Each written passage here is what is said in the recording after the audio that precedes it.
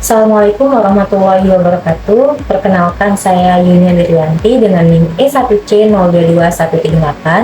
Pada kesempatan kali ini saya akan membahas tentang referensi dan inferensi. Yang pertama adalah referensi.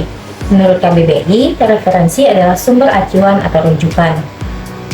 Menurut para ahli, terlebih khususnya adalah Yul, referensi adalah suatu tindakan di mana seorang penutur atau penulis menggunakan bentuk linguistik untuk memungkinkan seorang pendengar atau pembaca mengenali sesuatu. Kata kunci dari referensi sendiri adalah rujukan. Kemudian kita masuk ke jenis referensi. Referensi dibagi menjadi dua. Yang pertama, referensi berdasarkan tempat acuan, dan yang kedua, referensi berdasarkan satuan lingual. Yang pertama, referensi berdasarkan tempat acuannya. Referensi berdasarkan tempat acuannya dibagi menjadi dua, yaitu endofora dan exofora.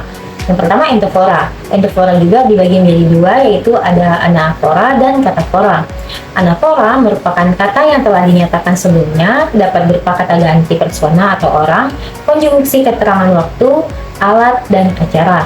Contohnya, Dila pulang kuliah, dia sudah libur semester. Nah, kata dia merujuk pada Dila. Kemudian yang kedua ada katafora. Katafora merupakan kata yang merujuk dengan antecedent yang di belakangnya. Contohnya, setelah dia pulang, Dila langsung tertidur. Kata dia merujuk pada Dila. Kemudian yang kedua ada exofora. Exofora acuannya berada atau terdapat di luar teks percakapan. Contohnya, motor saya mogok, dia yang memperbaikinya. Katanya merujuk pada luar teks, sehingga kita tidak mengetahui siapanya yang dimaksud dalam teks singkat tersebut. Kemudian jenis referensi yang kedua adalah referensi berdasarkan tipe satuan lingual. Referensi berdasarkan tipe satuan lingual dibagi menjadi tiga. Yang pertama, referensi persona. Referensi persona mencakup ketiga kelas kata ganti diri, yaitu kata ganti orang pertama, kata ganti orang kedua, dan kata ganti orang ketiga. Yang pertama, persona pertama, seperti saya, aku, dan daku. Kemudian yang kedua, persona kedua, contohnya seperti engkau, kamu, anda, dikau, kau, danmu. Kemudian yang ketiga, persona ketiga, contohnya ia, dia, nya, dan beliau. Dan juga persona jamak, contohnya mereka. Yang kedua, referensi demonstratif atau kata ganti penunjuk. Referensi demonstratif dibagi menjadi dua, yaitu pronomina demonstratif waktu dan pronomina demonstratif tempat. Pronomina demonstratif waktu mengacu pada waktu kini, contohnya kini dan sekarang. Mengacu pada waktu lampau, contohnya kemarin dan dulu. Mengacu pada waktu yang akan datang, contohnya besok dan yang akan datang. Dan mengacu pada waktu netral, contohnya pagi, siang, dan lain-lain. Kemudian yang kedua, pronomina demonstratif waktu, mengacu pada tempat atau lokasi yang dekat dengan pembicara, contohnya sini dan ini, agak jauh dari pembicara, contohnya situ dan itu, jauh dengan pembicara, contohnya sana, dan menunjuk tempat secara eksplisit, contohnya Jakarta, Jawa, dan Bandung. Kemudian yang ketiga ada referensi komparatif atau perbandingan. Kata-kata yang biasa digunakan untuk membandingkan misalnya seperti bagai, bagaikan, laksana, sama dengan, tidak berbeda dengan, persis seperti, persis sama dengan. Sekarang kita masuk ke materi yang kedua, yaitu inferensi. Inferensi menurut KBBI adalah simpulan. Inferensi adalah membuat simpulan berdasarkan ungkapan atau konteks penggunaannya. Inferensi dibagi menjadi dua, yaitu inferensi langsung dan inferensi tak langsung. Inferensi langsung yaitu kesimpulannya ditarik hanya dari satu premis. Kemudian inferensi tak langsung yaitu inferensi yang kesimpulannya ditarik dari dua atau lebih premis. Kemudian kita masuk ke fenomena bahasa dan masalah. Komunikasi seringkali menghadapi tantangan terkait referensi dan inferensi. Tantangan yang dihadapi yang pertama ada ambiguitas referensial. Satu ekspresi bisa menunjuk banyak hal yang menyebabkan sebuah kebingungan. Contohnya, Ani bertemu Budi dan dia tersenyum. Nah, siapa yang tersenyum? Ani atau Budi? Hal tersebut menyebabkan sebuah keambiguitas atau kebingungan. Kemudian yang kedua ada deiksis.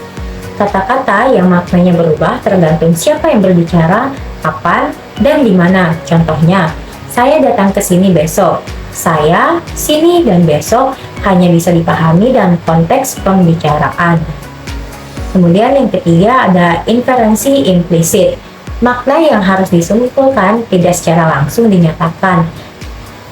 Jika inferensi gagal, pesan bisa salah. Contohnya, pintu terbuka. Nah, dari kalimat tersebut maknanya belum jelas. Makna yang harus disimpulkan tidak secara langsung dinyatakan. Jadi, dari kalimat tersebut memiliki dua makna, yaitu apakah seseorang membukanya atau terbuka sendiri. Nah, sekarang kita masuk ke solusi untuk meningkatkan komunikasi.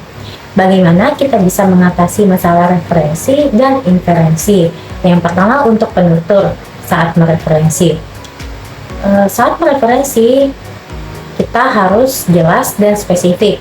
Saat memperkenalkan referensi baru, gunakan nama atau deskripsi lengkap. Contohnya, hindari kalimat dia datang. Sebaiknya kita pilih adik saya, Sarah, datang dengan menyebutkan nama. Kemudian yang kedua, gunakan kata ganti dengan hati-hati. Pastikan jelas siapa atau apa yang dirujuk oleh kata ganti. Jika ada potensi ambiguitas, ulangi nama atau frasa. Kemudian, berikan konteks yang cukup. Nah, sampaikan informasi latar belakang yang relevan agar pendengar dapat membuat inferensi yang tepat. Kemudian, perhatikan reaksi pendengar. Jika ada tanda kebingungan, segera berikan klarifikasi. Kemudian untuk pendengar saat menginferensi, yang pertama, fokus pada petunjuk linguistik. Perhatikan kata ganti, demonstratif, contohnya ini atau itu, dan keterangan waktu atau tempat. Kemudian yang kedua, aktifkan pengetahuan dunia, gunakan pengetahuan umum dan pengalaman pribadi untuk mengisi informasi yang tidak disebutkan secara eksplisit. Kemudian yang ketiga, pertimbangkan niat penutur. Cobalah memahami tujuan komunikasi di balik kata-kata yang diucapkan. Kemudian yang keempat, jangan ragu untuk bertanya. Jika ada keraguan tentang referensi atau makna, ajukan pertanyaan klarifikasi. Contohnya, maksudmu apa? Atau bisa jelaskan lebih lanjut, seperti itu. Sekian materi yang dapat saya sampaikan. Lebih kurangnya mohon maaf. Wassalamualaikum warahmatullahi wabarakatuh.